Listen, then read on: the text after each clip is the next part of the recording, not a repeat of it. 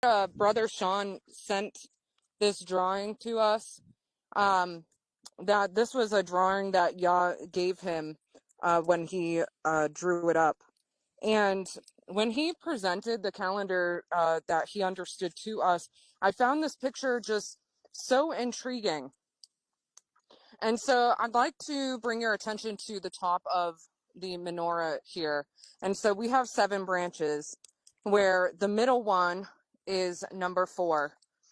And we see this like bright yellow straight line that goes right up to number 4 in the middle. And so this is the understanding that we all are in agreement on, that the straight line shadow makes is the sign for the 4th day of creation week.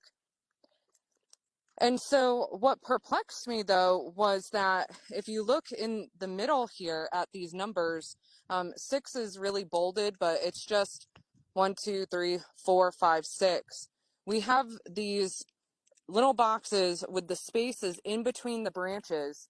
But what was so perplexing to me was that this yellow straight line went between gates 3 and 4. And so oftentimes when people only consider the solar cycle, they are believing that the equinox is day 0 and thus beginning their year the day after. But my question was, how can both of these coincide?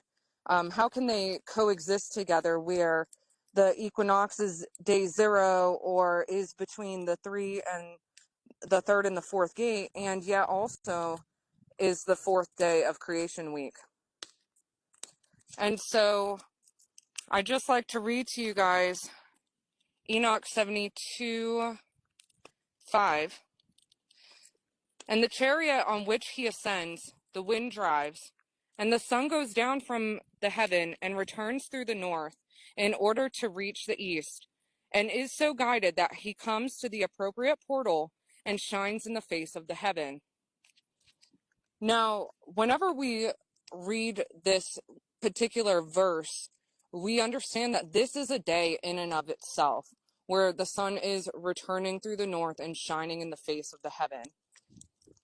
And so we can extrapolate that this is day 0, because Enoch goes on to count 30, 30, 31, 30, 30, 31, and he counts 364 days. And it has to be a day 0 because we're told it's 364 days of the year. So 0 doesn't have a numerical value, but it does have a place in the counting of days. And so I'm sure you're thinking at this point, like, but Marissa, that's not the day 0 that we've all been understanding. Well, family, it is day 0 of the solar cycle. And so, Jeremy, if you could you go to the next picture, please? So there are 2 counts. And the very first count I have here is creation week, that gives us the Sabbath day. And so when we recognize day 0 on creation week, which is 316, it moves the equinox into that place of day 4 of the week. And this is the only way that those 2 counts can coincide and be true at the same time. So you'll see in the second section, solar cycle and the seasons. If we don't have the solar cycle in this position, then our seasons will become dislodged. Where if we read Enoch 72 and we think that we should be beginning with the equinox specifically, well, then Enoch 72's seasonal days, the quarter division leaders, will be dislodged. But this is a separate cycle. Enoch was given the cycles of the luminaries. And so he's describing to us the solar cycle. Now, creation week and the Sabbath day, the references that we can make really come from Jubilees, where in Jubilees we're told to count 52 weeks of days. And so there are actually 3 wheels going on here. So we see the first wheel, the most outer wheel. Jeremy, you can pan to the next picture. The most outer wheel is creation week. And so creation week begins with Genesis 1 through 2, when the earth was formless and void and darkness was upon the face of the deep. That is our divider day. And so that lands on 3/16, and it's after the 52nd Sabbath of the year. So we are counting 52 weeks of days from creation week. And there are multiple scriptures written in Jubilees where it says from the beginning of creation, from the time of creation, giving credence to this creation week and the count of it being important. And so when we recognize that there's 2 different wheels going on, we see that middle wheel is the solar cycle that began on the 4th day when the sun, the moon, and the stars were made. And so that is that straight line day, the 4th day of creation week.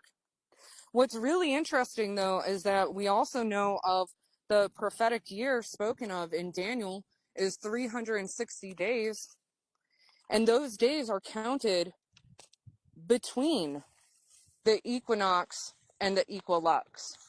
So that is 321 to 315. That gives us 360 days for our prophetic year.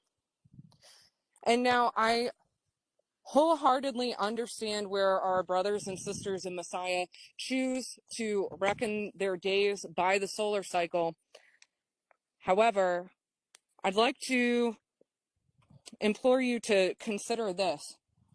The scripture where in Ezekiel 8, where the priests have their backs to the temple and they're facing the east, bowing to the sun. They're worshiping the sun as a luminary.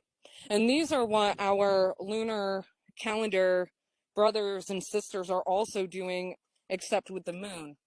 And they worship the moon on the new moon days, and they blow the shofar at the moon, and they're looking at her and honoring her in that way. And so when we recognize, though, that there are